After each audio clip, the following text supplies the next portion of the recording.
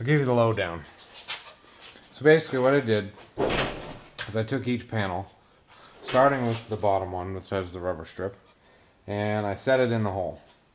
Then I put a screw on this lip to hold it back against the wall. Then I set the next panel on top of it, the next panel, and the next panel, and the next panel.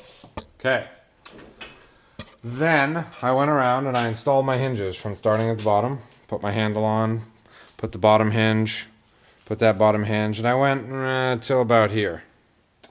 And then I put this track on, bolted it there, bolted it once at the top, kept it kind of loose. Actually, no, I tightened it down, and then I put one here and then one there.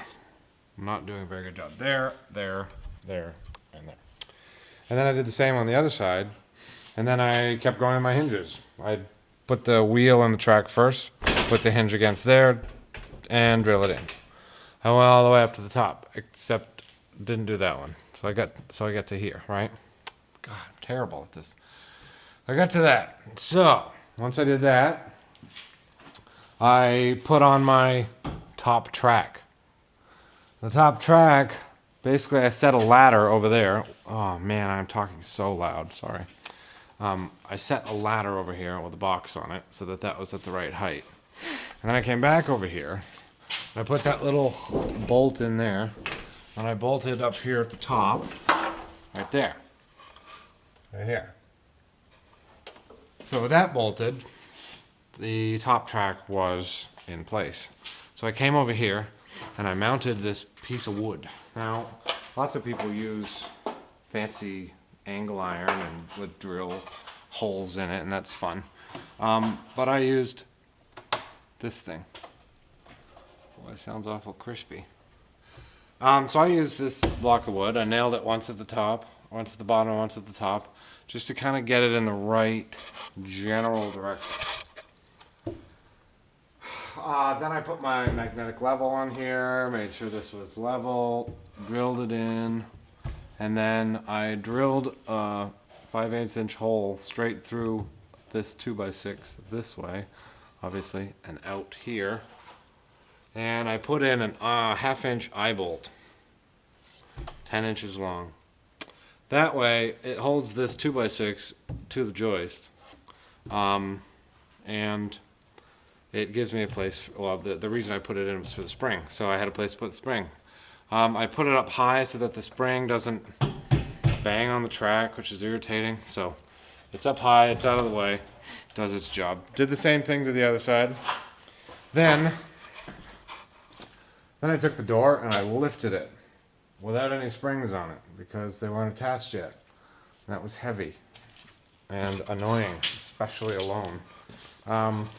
Once I lifted the door up into these very slowly and very carefully, because if this track, sorry I'm yelling again, if this track is out here or the other one is out and this gets wider at the end, your door's going to fall on you because the rollers are going to come off. So go slow, make sure you check for that. Get the door up in the ceiling.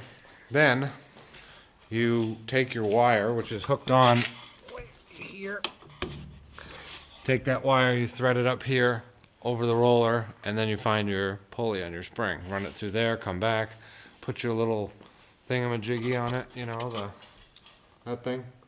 Run the wire through it, tie it off, put your S-hook on, and then bring it to a hole. Then your spring is ready to accept weight, and then you lower your door, and miraculously it's a lot lighter. And then you do a bunch of adjusting. All these little slots are here so you can adjust it and make sure it's nice and tight. It especially helps when you know how it should be adjusted, which I haven't looked up yet. So I think this is all right. So yeah, that's basically how it's done. And then the door goes up. Oh, beautiful sound, huh? Ta-da! Door goes up, comes back down, scrapes a lot. Sounds great. And that's how you install a garage door in the dark. So, yeah.